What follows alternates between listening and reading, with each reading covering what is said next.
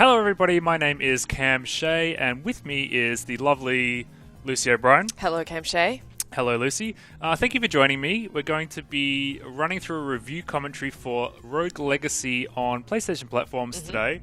Now this is a game that came out on PC around this time last year, which I reviewed for IGN at the time and absolutely adored.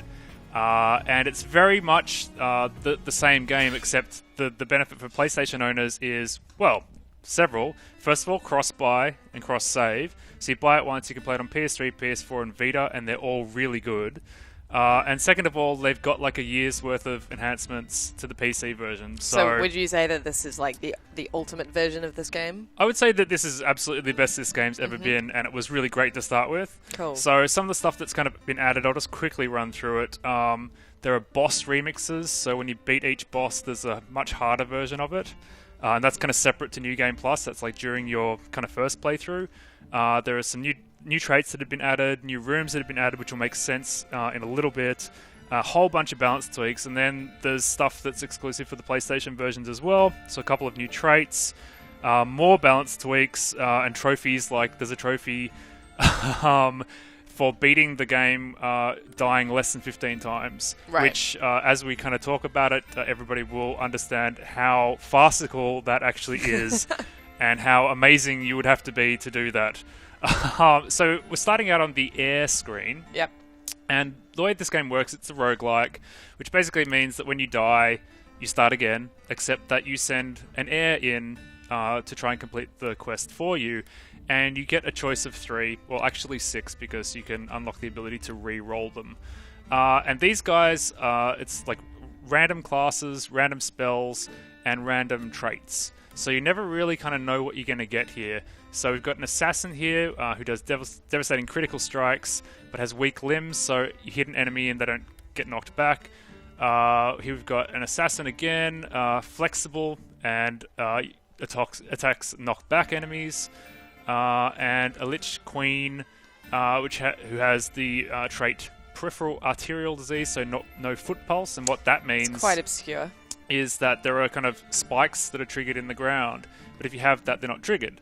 So there are some rooms where that's the only way to get to a particular treasure chest or whatever, and it's just kind of useful in general. But let's re-roll them and see what we get. So a Hokage, so massive damage dealer.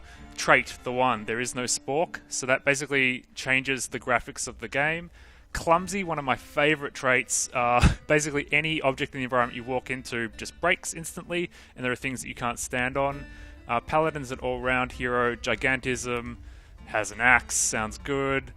Assassin, ADHD, so move faster. Gay, doesn't have any bearing on the gameplay, which is as it should be. Well, I was going to ask because, for those who haven't played this game before, some of the traits obviously really do impact the game, and some of them just totally don't. Like baldness, for example, just has no bearing on. Or gay has just no bearing on the game that whatsoever. changes, the loading screen says balding instead of building. Right. And if you have dyslexia, just any kind of language used in the game is all, jumbled up.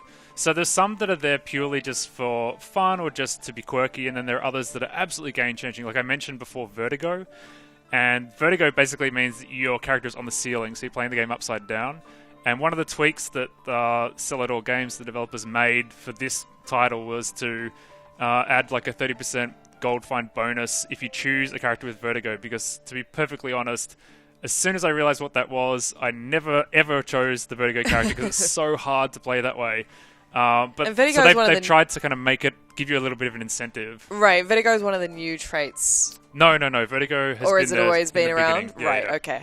Have there been any new traits introduced into the PlayStation version? There's a couple of ones which I don't really want to spoil. Okay. One of them's really, really subtle. Yeah. And I kind of only realized it a couple hours in. But yeah, there's a couple more. So since the PC version was originally released, I think there's 6 new traits in total. But there's also there was a new secret class added. There's quite a whole bunch of kind of difficulty tweaks as well. So the game is, in terms of kind of difficulty and progression, kind of more rounded out now, a bit more kind of balanced. I'm having so much fun playing through it a second time. Now, this is the fortifications outside the actual gameplay, right? So what this means is you go into the castle complex, try and defeat these bosses. Any gold you earn, you can spend on this screen when you die. But you have to forfeit that gold going back in. So basically, unless you spend it here, you lose it. Although you can max this guy out or pay this guy so that you can keep some of it when you go back in. So a lot of expected stuff here. You know, boost your health. You know, boost your attack, defense. You know, invulnerability after you get hit, you know, the amount of gold you get. There's a whole bunch of cool stuff here. And this just basically means that each time you go back into the castle complex, even though you're kind of starting from scratch and it's procedurally generated, which we'll see in a sec, you are obviously going back in better prepared. So the first time you kind of play the game, you might last a few minutes at the most, whereas now, like, I'm at the point where I can kind of cruise through several sections of the castle, but there are still areas that are quite tricky for me. So it's all about kind of leveling up to the point where you can take on the different sections. And I'll kind of show you that in a sec. But just very, very quickly, additional kind of ways to build out your character. There's the smithy. So this is, you know, your sword and your helm and, you know, various bits of armor, and they give different kind of stat boosts. So really straightforward stuff, and you discover those pieces of equipment in the actual complex.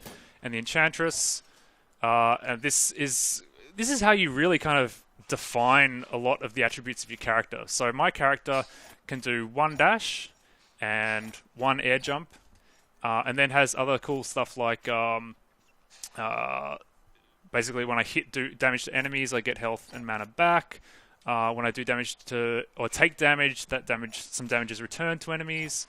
And yeah, like get health back when I hit enemies. But there's a whole bunch of different ways you can kind of tweak your game.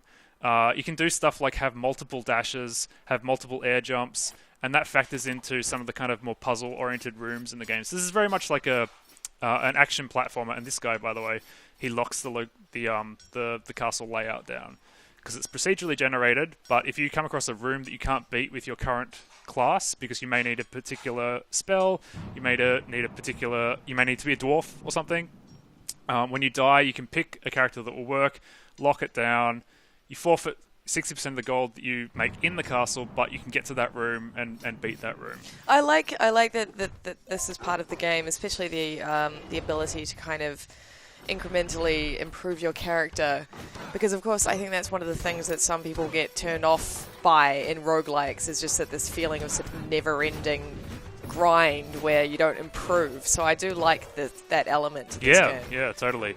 And yeah, it actually means that you always feel like you're progressing. Yeah. So even like it's actually quite rare that you have a run that has no benefit at all to you, because you only need to, you know, get a certain amount of gold to actually be able to kind of make some kind of improvement to your character. So you're always doing a little bit better. Oop. Ooh. Now this is the initial kind of area that you enter into in the castle. And now I should say, when I talk about this being procedurally generated, what that actually means is that it's kind of putting together a collection of the 380 or so rooms in the game in a procedurally generated order. The rooms themselves aren't randomly generated, but, you know, enemies and stuff within them are. Yep. And so what you kind of quickly learn is that you start out in, you know, a traditional kind of castle environment. If you head all the way to the right, you'll reach the forest, which is kind of the next difficulty step up. If you go up, you'll get to the tower, and if you go down, you'll get into the dungeons. And so the enemies, you'll come across different enemies in each of those areas, and you'll come across kind of remixed versions of previous enemies in each of those areas. And it's, you know, a significant jump in difficulty, so you kind of need to get to a certain, have your character at a certain point to really even venture into those. So for instance, even now, like I've spent quite a few hours playing this game again, but even now, like I just don't kind of really venture down into the dungeons yet, because the sweet spot for me is the tower. Yeah. You know, I'm at a good kind of level to take on the tower, and that's in fact the boss that I'm up to. So each of the kind of themed areas in the game has a boss associated with it, and the really good news is that when you beat that boss, the boss stays dead. So there's 5 in total, and then there's the remixed versions of the bosses on top of that. When you've beaten the 5th boss, then you beat the game and unlock New Game Plus, which is just completely insane. Let's talk a little bit about the way that this game looks. I mean, obviously you've played it now on the 3 PlayStation platforms and on PC. I mean, we're playing it right now on a PS4, and it's looking pretty gorgeous. Yeah. Tell me about the Vita version of the game. All 3 versions run at 60 frames a second. And, the Vita version obviously isn't going to be the same resolution because it's going to run at the native resolution of the system as opposed to 1080p.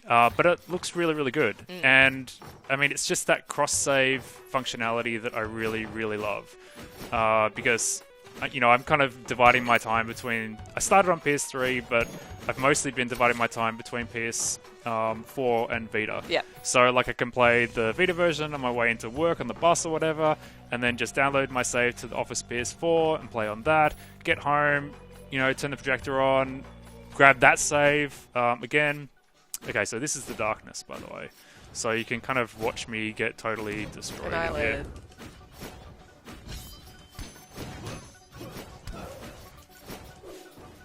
So, Lucy, you're going to have to provide the pitter-patter. While you concentrate. Well, I actually am going to just die, but... That's alright, that's alright. You're doing alright so far. Cool. I mean, like, apart from the boss battles, which, you've mentioned are quite brutally hard, and therefore you're sort of not a big fan. Well, that's the funny thing is, like, I am no good at old-school kind of boss battles where it's like about memorizing their attack patterns and being flawless, because the thing about this game being procedurally generated is that of course, like, you have a random class, random spell, random traits, which may or may not help you against the boss. Right. So you kind of have to have a good roll, class kind of loadout roll to hope to kind of beat the boss in the first place. Yeah. And sometimes you can find the boss really quickly, other times it takes you forever. And so there's so many random factors, you know? And I'm bad at boss battles to begin with, so it's really frustrating when I get that kind of perfect character and I find the room and I've got enough health and then I just get completely demolished. And then you get annihilated. But that's the beautiful thing about being able to overspec. Yeah. Like, you can just keep leveling up until... that boss just isn't as hard. So somebody who's really good at those kind of games will finish would it probably, a lot. Probably finish it way quicker than I will. But so what? Like, that's just the way I play. That's the way other people play. Yep. And I have thoroughly, thoroughly enjoyed it. It's just as good second time around, actually. Is there anything that any major criticisms, minor criticisms? You know what? I think it's actually a really, really clever game design. And it's kind of also worth pointing out that as clever as the trait concept is, and I mean, there's a lot of traits, and I don't really want to talk about them too much because it's so cool for people to just discover what they do and discover all the different runes and stuff. But without, like, really kind of robust, responsive 2D action platformer gameplay and controls, this game just wouldn't work. Yeah. But it's got that, it's core kind of 30-second gameplay loop is really strong. So, you've got that really great foundation, and with all these really interesting ideas layered on top of it, and again, like, you can kind of get to the bosses in the game in a few minutes, but this is a game that you can play for 20 or 30 hours quite comfortably. Yeah. And that's pretty much how much time I spent with it on PC, and I don't know how much I've sunk into this one so far, but slight kind of smoother difficulty aside, it'd be a similar amount of time. So yeah, I think we can pretty much just wrap it up, because I just think PlayStation owners should just go out and pick up this game. It's really reasonably priced for what you get. And what an awesome game to play with, to use the cross-play functionality with, like... Yeah. I think it's the perfect kind of game. Yeah, totally. Crossplay is just so good when it works, and you sacrifice nothing with crossplay in this game. Like, everything is exactly as it is on every version. So yeah, awesome. So yeah, 9 out of 10 from me. And I'll kind of be updating my PC review to have a little bit more of a chat about this version as well. Fantastic. So thank you, Lucy. Thank you, Cam. And see you later, everybody.